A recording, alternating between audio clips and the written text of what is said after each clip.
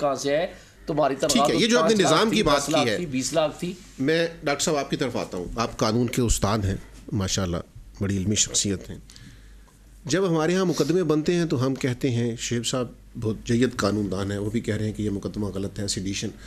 Sedation کے قانون کا پی پی سی کے اندر موجود ہونے پہ کوئی اعتراض نہیں کرتا. یہی سیاسی جماعتیں, یہی عمران خان صاحب بھی حکومت میں رہے, نواز شریف صاحب کے اوپر اور مسلم لیگ نون کے اوپر راتوں رات سیڈیشن کے مقدمات بنے, اگرچہ عمران خان صاحب نے بعد میں ختم کروا دیے.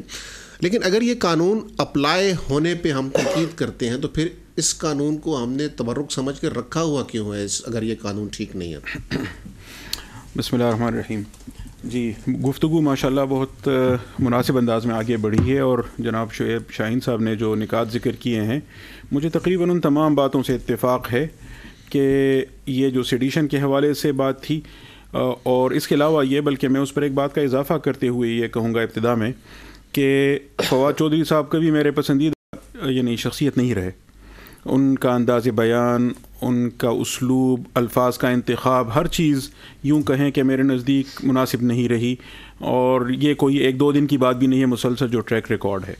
لیکن ہیونگ سیڈ آل دیٹ, سوال یہ ہے کہ یہ جو الفاظ جیسے ابھی شعیب شاہین صاحب بتا رہے تھے کہ ایف آئی آر کا میں جو کنٹینٹ ہے, کیا اس کنٹینٹ کی بنا پر سیڈیشن کا سوال اٹھتا ہے؟ اب اس کو میں ریلیٹ کرتا ہوں آپ کے سوال کے ساتھ کہ یہاں تو شاید ہم حکومت اور ریاست کے فرق کو بھی نظر انداز کر رہے ہیں, بلکہ یہ سوال اس سے بھی آگے جا کے یہاں تک بھی جائے گا کہ کیا الیکشن کمیشن کو آپ ریاست کے ساتھ میچ کر رہے ہیں, یعنی ریاست سمجھ کر بات کر رہے ہیں, یا پھر اگر الیکشن کمیشن کے کنڈکٹ پر کوئی اعتراض ہوتا ہے, چاہے وہ کتنے ہی غلط الفاظ کے ساتھ ہوا ہو, ان غلط الفاظ پر قانون الگ سے موجود ہے اور اس پر مختلف کارروائیاں ہو سکتی ہیں, لیکن کیا اس کو آپ ریاست کے خلاف بغاوت قرار دے سکتے ہیں؟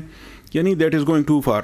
اب جب تک انگریز یہاں تھے اور وہ آقا تھے, ہم غلام تھے, تو وہ اگر اس وقت یہ قانون بنا رہے تھے کہ انگریزوں کا جو بھی یہاں نمائندہ موجود ہے, چاہے وہ کتنی ہی نچلی سطح پر ہو, اگر اس کی شان میں گستاخی ہوئی تو یہ گویا آپ نے تاج برطانیہ کی شان میں گستاخی کر لی ہے. یہ بات قابل فہم تھی کہ وہ چونکہ آقا تھے اور اس علاقے کے لوگوں کو غلام سمجھ رہے تھے تو ایسا ممکن تھا.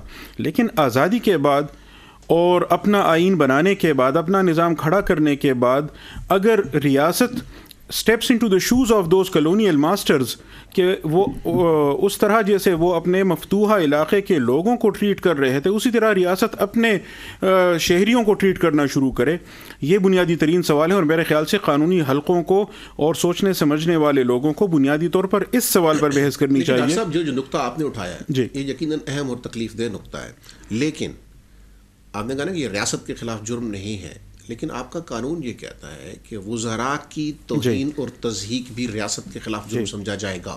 آفینسز اگینسٹ اسٹیٹ کے چیپٹر میں آپ نے سیڈیشن کے قانون کو رکھا ہوا ہے, اس کو آج تک کسی نے تبدیل نہیں کیا, اس کو کسی نے تبدیل کرنے کا مطالبہ نہیں کیا. اس کا مطلب ہے کہ اس قانون کے اوپر حکومت, اپوزیشن اور قانونی برادری کا اتفاق ہے کہ یہ قانون ٹھیک ہے, ورنہ کہیں سے مطالبہ آتا ہے کہ اس کو تبدیل کرے. اسمبلی میں کوئی قانون, سینیٹر جازب جمالدینی صاحب بھی کو بل پیش کر دیتے کہ اس قانون کو ختم کریں, عمران خان صاحب, کسی نے نہیں کیا. اس کا مطلب ہے کہ اس قانون کے اوپر اجماع امت ہے پاکستان کی, تو پھر قانون تو بہت متبرک ہوا, تو پھر جب وہ قانون نافذ ہو رہا ہے تو پھر اس پہ تنقید کیوں کر رہے ہیں؟ جی, میں 3 مختصر نکات ذکر کروں گا.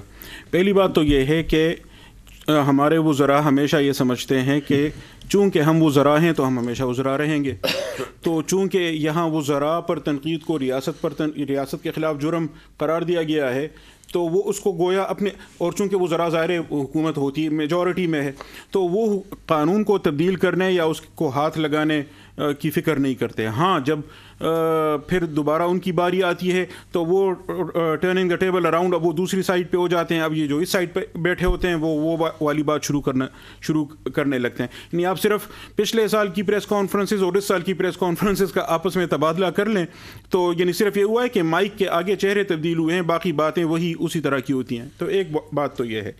دوسری بات یہ ہے کہ میں عرض یہ کر رہا تھا کہ جب ہم نے آئین اپنا بنا لیا ہے، بالخصوص 1973 کا آئین، اس میں ہم نے بنیادی حقوق تسلیم کیے ہیں جن میں اظہار رائے کی آزادی کا حق بھی ہے. آئین سب سے بالا تر قانون ہے، سارا نظام اس کے مطابق چلتا ہے، سارے قوانین اس کے ماتحت ہیں. عدالتوں کی بھی ذمہ داری یہ ہے، اور عام شہریوں کو بھی یہ بات سمجھنی چاہیے کہ تمام قوانین کو اب آئین کے ماتحت رہ کر ہم نے دیکھنا ہے. اس لیے ان تمام قوانین کی تعبیر، ان کے مفہوم پر کافی فرق پڑتا ہے اگر جب آئین تھا نہیں تھا اور اب جب آئین ہے. اور تیسری بات میں مختصراً یہ عرض کروں گا، ابراہم لنکن نے غالباً کہا تھا کہ the best way to repeal a bad law is to enforce it strictly.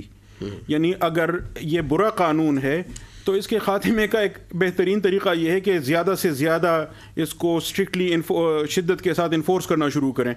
اب یعنی جیسے ابھی بات ہو رہی تھی کہ بغیر نمبر پلیٹ کی گاڑی سے لوگ آئے اور اٹھا لیا اور پنجاب میں لیا گیا، دکھایا گیا، پھر اسلام آباد میں لایا گیا.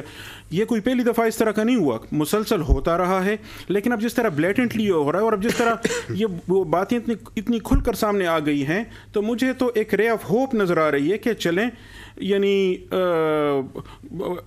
بہت زیادہ مصائب کے بعد ہی صحیح لیکن ایک عمومی رائے تو بننے لگی ہے. شاید اس سے فضا بن جائے اور قانون کی تبدیلی کی راہ بھی ہموار ہو جائے. سینیٹر جہاں جمال